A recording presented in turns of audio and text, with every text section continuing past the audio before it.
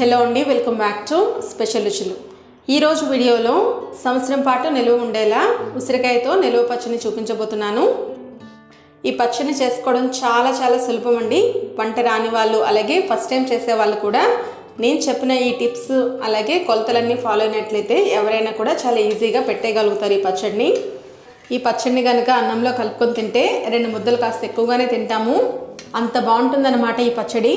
ఇక ఆలస్యం చేయకుండా ఎంతో టేస్టీగా ఉండే ఈ ఉసిరికాయ నిలువ పచ్చడి తయారీ విధానం చూద్దాము. ముందుగా స్టవ్ మీద ప్యాన్ పెట్టుకుని అందులోకి 1 టేబుల్ స్పూన్ వరకు ఆవాలు అలాగే 1 టీ స్పూన్ వరకు మెంతులు కూడా యాడ్ చేసుకొని దోరగా వేయించుకోవాలి. వీటిని లో ఫ్లేమ్లోనే కదుపుతూ వేయించుకోవాలి. అప్పుడే ఇవి ఈవెన్గా వేగుతాయి అన్నమాట. అలాగే వీటిని వేయించేటప్పుడు కంటిన్యూస్గా గరిటతో కదుపుతూ ఉండాలి. ఆవాలు చక్కగా చిటపటలాడుతున్నాయి కదా, అంటే ఇవి చక్కగా వేగిపోయాయి అనమాట. ఇప్పుడు వీటిని ఒక బౌల్లోకి ట్రాన్స్ఫర్ చేసుకుని చల్లారనివ్వాలి. ఈ పచ్చడి కోసం నేను ఇక్కడ 1/2 కేజీ ఉసిరికాయలు తీసుకున్నాను. ఉసిరికాయలు దూరగా ఉన్నవి తీసుకోవాలి, మరి పచ్చిగా ఉండకూడదు. పచ్చడి బాగా ఒగరుగా ఉంటుందన్నమాట. వీటిని శుభ్రంగా కడిగి ఏదైనా ఒక పొడిగుడ్డతో తుడుచుకొని ఫ్యాన్ కింద ఒక అరగంట పాటు ఆరనివ్వాలి. ఇప్పుడు ఈ ఉసిరికాయలకి ఒక నైఫ్తోని ఈ విధంగా ఒక 3-4 ఘాట్ల వరకు పెట్టుకోవాలి. ఇలాగైతే మనకి పచ్చడి చక్కగా ఊరుతుందన్నమాట. అన్ని ఉసిరికాయలకి కూడా ఇలా ఘాట్లు పెట్టుకోవాలి. ఉసిరికాయలు అన్నిటికీ కూడా ఘాట్లు పెట్టుకొని ఇలా ఒక బౌల్లోకి ట్రాన్స్ఫర్ చేసుకొని పక్కన పెట్టుకోవాలి. ఈ పచ్చడి కోసం నేను ఇక్కడ 60 గ్రాముల వరకు చింతపండు తీసుకున్నాను. ఈ చింతపండుకున్న నార, పిక్కలు ఇవన్నీ కూడా సపరేట్ చేసుకోవాలి. ఇప్పుడు ఈ చింతపండుని చక్కగా శుభ్రంగా కడిగి పెట్టుకోవాలి. ఏదైనా ఇసుకది ఉంటుంది కదా, అదంతా కూడా క్లీన్ చేసుకోవాలి. ఇప్పుడు ఇందులోకి వేడిగా మరిగించుకున్న నీళ్లు 1/2 గ్లాస్ వరకు యాడ్ చేసుకోవాలి. యాడ్ చేసుకుని ఈ చింతపండుని ఒక 10 నిమిషాల పాటు నానబెట్టుకోవాలి.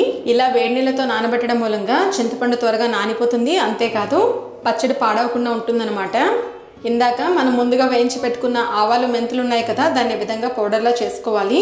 పౌడర్లా చేసి పెట్టుకున్న ఈ ఆవాలు, మెంతి పొడిని ఒక బౌల్లోకి ట్రాన్స్ఫర్ చేసుకోవాలి. ఇదే మిక్సీ జార్లోకి ముందుగా నానబెట్టి పెట్టుకున్న చింతపండుని కూడా యాడ్ చేసుకోవాలి. చింతపండుని నానబెట్టి పెట్టుకున్న వాటర్ అంతా ఇందులోకి అవసరపడదు. కొద్దిగా వాటర్ యాడ్ చేసుకుని ఈ చింతపండుని ఫైన్ పేస్ట్ లాగా గ్రైండ్ చేసుకోవాలి.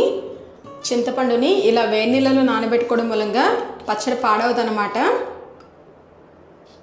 ఈ చింతపండుని చక్కగా గ్రైండ్ చేసుకుని ఈ చింతపండు పేస్ట్ని పక్కన పెట్టుకోవాలి. ఇప్పుడు స్టవ్ మీద కడాయి పెట్టుకొని ఇందులోకి 300 ml వరకు పల్లీల నూనె కానీ నువ్వుల నూనె కానీ యాడ్ చేసుకోవాలి. నిలువ పచ్చళ్ళలోకి పల్లీల నూనె కానీ నువ్వుల నూనె కానీ యాడ్ చేసుకోవడం మూలంగా పచ్చడి చాలా టేస్టీగా ఉంటుంది. అంతేకాదు ఎక్కువ రోజులు స్టోర్ కూడా ఉంటుంది. నూనె కాగిన తర్వాత ఇందులోకి ఉసిరికాయల్ని కొద్దిగా యాడ్ చేసుకోవాలి. ఈ ఉసిరికాయల్ని లో టు మీడియం ఫ్లేమ్లో కంటిన్యూస్గా గరిటతో కదుపుతూ వేయించుకోవాలి. ఫ్లేమ్ అనేది ఎట్టి పరిస్థితిలో హైలో పెట్టకూడదు. హైలో పెట్టినట్లయితే ఉసిరికాయలు బయట రంగు వచ్చేస్తే కానీ లోన వరకు మగ్గవన్నమాట. ఇవి వేగటానికి ఒక 5 నిమిషాల సమయం సరిపోతుంది. ఇలా ఫోర్క్తో గుచ్చినప్పుడు చక్కగా లోనికి దిగితే ఈ ఉసిరికాయలు చక్కగా వేగిపోయినట్లే అనమాట. ఇప్పుడు వీటిని ఒక బౌల్లోకి ట్రాన్స్ఫర్ చేసుకోవాలి.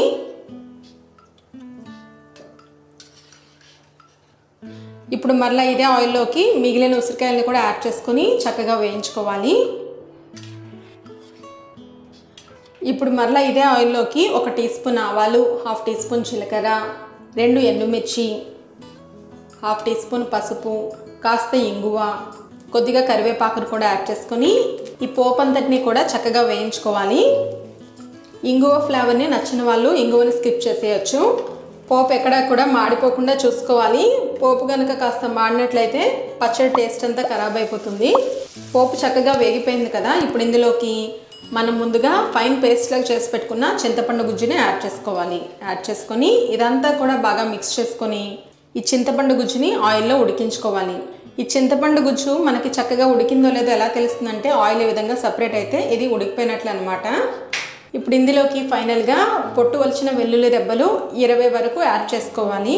యాడ్ చేసుకొని ఇదంతా ఒకసారి బాగా మిక్స్ చేసుకొని 1 నిమిషం పాటు కుక్ చేసుకొని స్టవ్ ఆఫ్ చేసుకోవాలి. ఈ నూనెను కాస్త చల్లారనివ్వాలి. అలాగని పూర్తిగా చల్లారాల్సిన అవసరం లేదు. కాస్త గోరువెచ్చగా ఉండేటప్పుడు ఇందులోకి 60 గ్రాములు కారం, 50 గ్రాములు సాల్ట్, నేను ఇక్కడ డైరెక్ట్గా మార్కెట్లో దొరికే సాల్ట్ని యాడ్ చేస్తున్నాను. దీనికన్నా కూడా కల్లుప్పుని తీసుకొని బాగా ఎండబెట్టి గ్రైండ్ చేసుకొని యాడ్ చేసుకుంటే పచ్చడి మరింత టేస్టీగా ఉంటుంది. అలాగే ఇందులోకి ముందుగా వేయించి పొడి చేసి పెట్టుకున్న ఆవాలు మెంతిపొడిని కూడా యాడ్ చేసుకోవాలి. యాడ్ చేసుకొని ఈ మిశ్రమం అంతా కూడా ఆయిల్లో బాగా మిక్స్ చేసుకోవాలి. ఈ కారం అంతా కూడా ఆయిల్ని అబ్జర్వ్ చేసుకొని దగ్గరగా అయిపోతుందన్నమాట. ఇప్పుడు ఇందులోకి మనం ముందుగా వేయించి పెట్టుకున్న ఉసిరికాయలన్నిటినీ కూడా యాడ్ చేసుకొని ఒకసారి గరిటెతో బాగా మిక్స్ చేసుకోవాలి. ఈ పచ్చడి కలుపుతుంటే స్మెల్ మాత్రం ఒక్క లెక్కల్లో ఉందండి. వెంటనే తినేయాలనిపిస్తుంది అనమాట. అంత మంచి అరోమా వస్తుంది. కాకపోతే ఇది వెంటనే తినడానికి అవ్వదనమాట. దీని అంతటినీ కూడా ఒక బౌల్లోకి ట్రాన్స్ఫర్ చేసుకొని ఒక 3 రోజుల పాటు దీన్ని పక్కకు పెట్టేయాలి. అప్పుడే మనకి ఉసిరికాయలు చక్కగా ఊరుతాయి అన్నమాట.